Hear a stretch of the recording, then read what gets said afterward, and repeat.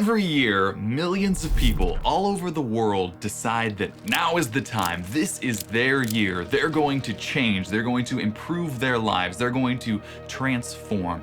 And then they don't do it. In our modern world, we have more access to resources and information, more knowledge, more freedom and opportunity to change than we've ever had in all of human history. And yet we're more anxious than ever, we're more depressed than ever, and we're more addicted than ever before.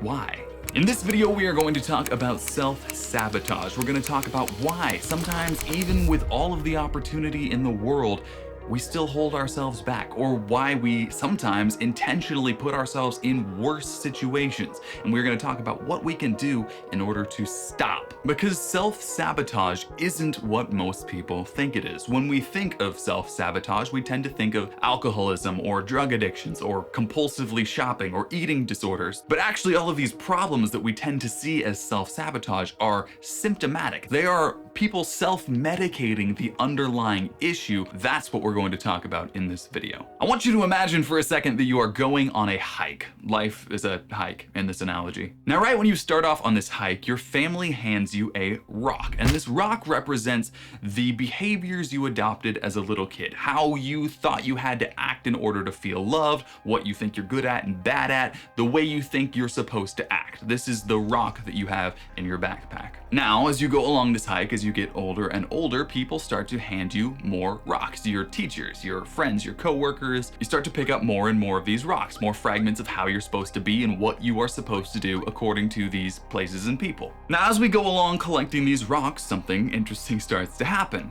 It gets harder and harder to move forward. Every step starts to be more challenging than the previous one, and eventually it becomes pretty exhausting. Every time we go into a new social situation or want to try a new job or a new skill, we have to compare it to all of our old rocks and say, well, I'm not good at that, and this happened last time and I got rejected there, and we experience more and more weight keeping us down from these new experiences. And these are the roots of self-sabotage. Part of us wants to move forward and climb that mountain, wants to move forward in life, but part of us wants to cling to those old behavioral patterns, the ways we think we have to be, all of the subconscious programming, all of our conditioning that tells us who we are, how we act, because it feels kind of safe and familiar. We've always had these rocks. Now, most people spend their time and energy getting upset at the hiking trail for being too hard and too rough, or at themselves for not being a very good hiker. We blame life for being too complex, or ourselves for not being able to cope with the demands of our situation. We might find coping mechanisms in drugs or alcohol to forget about the weight that's on our shoulders, or we might avoid doing anything challenging. We might procrastinate taking on any form of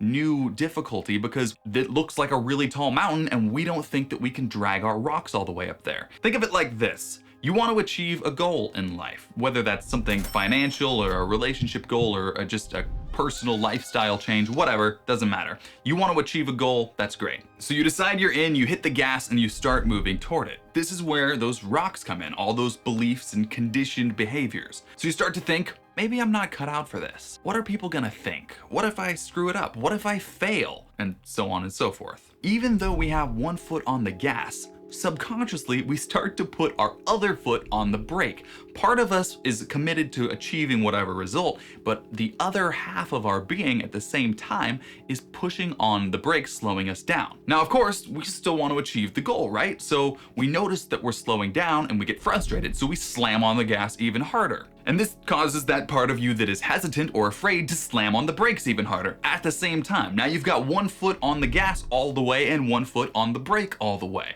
As you can imagine, not a great combination. We end up wasting a tremendous amount of time and energy. We are fighting against ourselves, and the system becomes wildly unstable. We are committing a ton of our energy towards moving forward and a ton of our energy towards stopping ourselves at the same time. Let me give you a real life example. I decide that I want to make a YouTube video. I'm excited, I've got a topic I think will be cool to talk about it. I'm all in, I hit the gas. As I go through the process of refining ideas and coming up with a concrete concept, rocks start to creep up. And a lot of my rocks trace back to a desire to keep everybody happy, always do the right thing, avoid all conflict. Basically, my big childhood rock is be perfect or you'll be abandoned. So as I go over this video concept, I start to think, well, you've kind of already talked about something sort of like that. Maybe you're not the right person to talk about it. What if people don't like it? What are people gonna say? Then all of these inner restrictions, once again, these are all in my head, start to pump the brakes. Now, when I go through the process of thinking about that video that I wanna create, thinking about it becomes exhausting. Working on the project becomes overwhelming. I am holding myself back and spending all of my energy fighting against myself instead of making the video. And this is the process at the core of self-sabotage. What happens next, whether that's alcoholism or drug addiction or just procrastinating and watching social media, it's just a coping mechanism to deal with that stress. We avoid doing the thing or even thinking about the thing because it feels exhausting. And it is exhausting because we're hitting the brakes and the gas at the same time. We're getting nowhere and expending a tremendous amount of energy.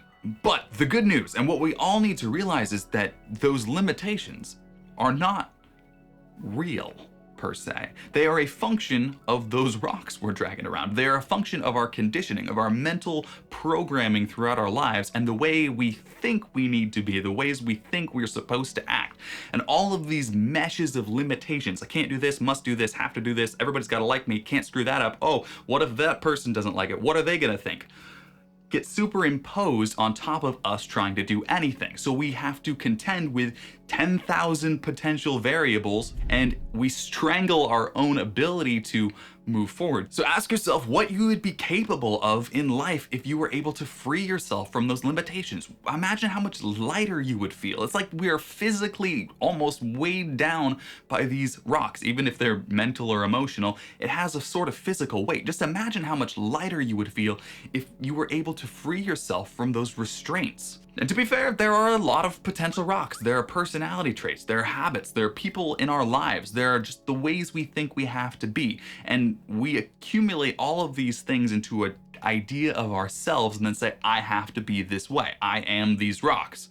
But they're just ideas. They're just things you picked up along the way. And the biggest and heaviest rock that most of us are carrying around is the rock that tells us we need to carry these rocks. That, in fact, we don't even need people to hand them to us after a while. We just go pick them up. We'll go through our life as adults and determine for ourselves, well, I'm not good at that. Oh, I suck at that. Never gonna go back to that place. Oh, that was terrible. We apply more and more and more restrictions to ourselves automatically as we go through our life. After a certain point, we don't even need people to tell us you suck. We have a voice in ourselves that does it for us. That's just another rock. So look inward and find that core belief, that one thing inside you that says, I'm not good enough. I'll never be good enough. I'm not worthy. I can't do it. Nobody's ever gonna love me. I need to be perfect. And look at that for what it is. Because that's the keystone. That's the one rock that keeps everything else nicely in place, keeping you oppressed and conditioned, not by the world, but by yourself. A lot of people are out there trying to learn how to be more efficient, how to work better, how to hike better. They're trying to learn how to hit the gas harder, not realizing that the most efficient thing that any of us can do is just take our other foot off the brake. We don't need to slam on the gas harder. We just need to stop wasting all that energy in a head-butting system that leads us nowhere except exhaustion and disappointment. So when you notice self-sabotaging in your life, when you notice that you're holding yourself back, those are opportunities to glimpse into the patterns, to see your own rocks. Say, why did I do that? Why do I think that? Why am I holding myself back? The first step is always awareness, and you need to see yourself as you are, not as the rocks tell you you are, but as you actually are. There is no label on you or me or anybody that says, oh, I'm unworthy, or I'm not good enough, or I can't do it, or I blah, blah, blah, blah, blah. The millions of other myriad of limiting beliefs that each of us can have, none of those are based in reality. It's just an idea. It is a superimposed mental picture. There's no actual reason you can't succeed, or you can't learn, or you can't grow, or you can't do it. There's only the rocks. The rocks we've been carrying around for so long that we think that's the way we are. And it all starts by looking at them, by seeing them and asking, why am I still carrying this? Was it ever worth carrying in the first place? So take some time to actually look at your own behavior, look into yourself and ask yourself, where in your life have you settled? Where in life have you just said, this is the way it has to be, I can't change it? Where are you putting up with things that aren't in your best interest? What old rocks are you still dragging around? Really, really look at whether those things are based in fact, whether those are true limits that actually exist, or whether they are just rocks that you've been mistaking for reality. And once we start to become aware of these rocks, we can let them go. We can take back the power that we've actually already had. We've always had the power. We've just been using half of it fighting ourselves. So put your rocks down, start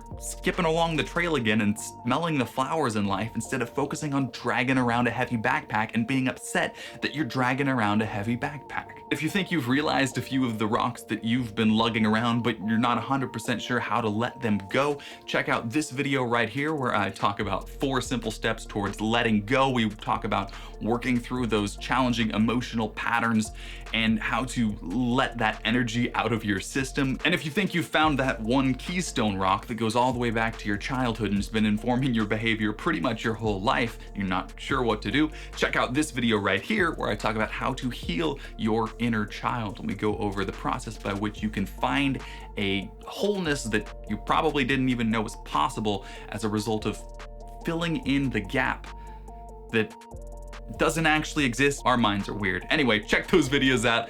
Thanks so much for watching. We will see you next time. Bye-bye.